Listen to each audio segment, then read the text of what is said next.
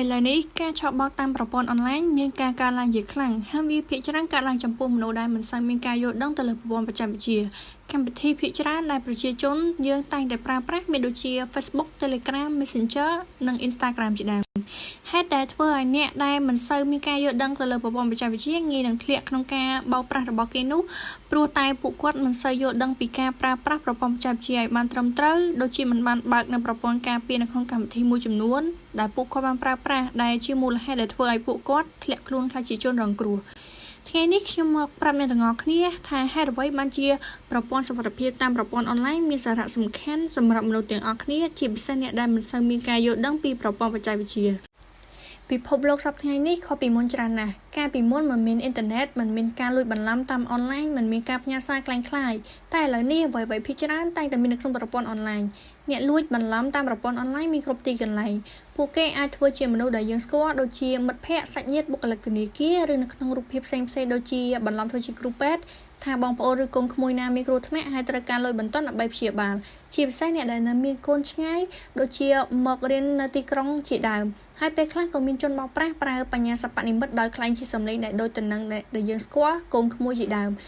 ដែលអាចជាសម្លេងដែលប្រាប់ថាត្រូវការលុយជាបន្ទាន់ដើម្បីយកទៅរៀនឬបង់ថ្លៃពេទ្យជាដើមពួកគេផ្ញើសារដែលមើលទៅដូចជាការពិតនិងធ្វើឲ្យយើងមានអារម្មណ៍ថាវាជារឿងបន្ទាន់ដូចជាការផ្ញើសារពីធនាគារដែលមិនមែនជាសារពិតថាគណនីរបស់អ្នកត្រូវបានបិទដោយសារបញ្ហាផ្សេងៗហើយត្រូវចុចទៅតាមដំណរតភ្ជាប់នោះដើម្បីបើកគណនីរបស់អ្នកវិញឬរូបភាពមួយទៀតដោយជនបោកប្រាស់បានផ្ញើសារមកថាសូមអបអរសាទរអ្នកបានឈ្នះអំណោយ$500ទាមទាររង្វាន់របស់អ្នកឥឡូវនេះតាមដំណរតភ្ជាប់នេះទាំងនេះហើយជាវិធីខ្លះៗដែលជនបោកប្រាស់ប្រើប្រាស់សម្រាប់បោកបញ្ឆោតជាពិសេសអ្នកដែលមិនសូវមានចំណេះដឹងទៅលើការប្រព័ន្ធបច្ចេកវិទ្យា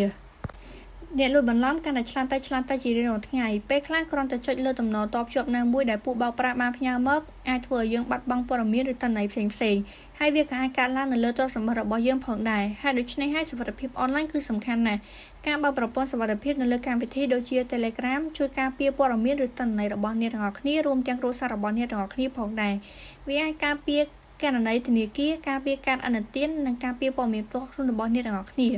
បើមានអ្នកលួចអត្តសញ្ញាណរបស់អ្នកទាំងអស់គ្នាពួកគេអាចបន្លំខ្លួនធ្វើជាអ្នកហើយប្រើឈ្មោះរបស់អ្នកទៅបោកប្រាស់អ្នកដទៃនោះវានៅបង្កហានិភ័យក្នុងការធ្វើឲ្យខូចកេរ្តិ៍ឈ្មោះនិងបាត់បង់កិត្តិយសយ៉ាងធ្ងន់ធ្ងរដូចជាប្រសិនបើគេលួចយកគណនីបានគេគិតអាក្រក់យកគណនីរបស់យើងទៅផុសបំផុលនៅរូបភាពមិនល្អឧទាហរណ៍ដូចជារូបអាក្រាតកាយរូបអាភិជាដើមដែលបំភាន់ភ្នែកធ្វើជាយើងនៅក្នុងគណនីនោះបានធ្វើឲ្យប៉ះពាល់នៅមុខមាត់របស់យើងដែលជាម្ចាស់គណនីផងដែរសុវត្ថិភាពមិនមែនរឿងពិបាកទេវាជាជំហានតូចដែលផ្ដល់ការការពារក្នុងការបើកនៅប្រព័ន្ធសុវត្ថិភាពវាប្រៀបដូចជាអ្នកដែលកំពុងការពារគណនីរបស់អ្នកការពារគ្រួសាររបស់អ្នកនិងការពារអនាគតរបស់អ្នកដោយដែលយើងបានដឹងហើយថាមិនមែនមានតែចាស់ៗនោះទេដែលងាយនឹងបាត់បង់គណនីភាគច្រើនក៏មានទៅលើក្មេងៗឬយុវជនផងដែរមិនថាអ្នករស់នៅតាមជនបទឬអ្នករស់នៅទីក្រុងភាគច្រើនពួកគាត់មិនបានសិក្សាស្វែងយល់អំពីប្រព័ន្ធសុវត្ថិភាពនានាក្នុងសម័យ Digital នេះឡើយគឺពួកគាត់ប្រើប្រាស់ទាំងមិនបានយល់ដឹងពីរបៀបនៃការការពារខ្លួនជាបញ្ហាផ្សេងៗការបង្កើតដែលដាក់លេខកូដស្រួលចាំដោយទៅនឹងលេខទូរស័ព្ទនិងថ្ងៃខែឆ្នាំកំណើតផ្សេងៗគាត់មិនបានបើកនៅការការពារពីរជាន់ដែលយើងហៅថា 2FA Two Factor Authentication នោះឡើយដូច្នេះហើយវាងាយនឹងបាត់បង់គណនីរបស់គាត់ព្រោះ 2FA នេះមានសារៈសំខាន់ណាស់ចំពោះគណនីរបស់យើងទាំងអស់គ្នា